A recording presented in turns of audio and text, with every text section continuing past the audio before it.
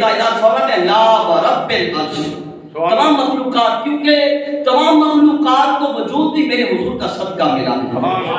احادیث قدسیہ متعدد تعداد میں ہے۔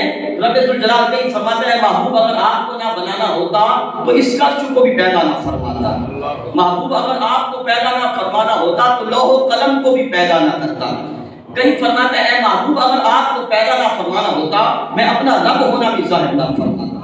یعنی یہ ساری کائنات جو ہے اس کو وجود میرے حضور کا صدقہ ملا ہے، اس لیے یہ ساری کائنات میرے حضور کی محتاج ہے، ساری کائنات میرے آقا کی حاجت مند اور نیاز مند ہے۔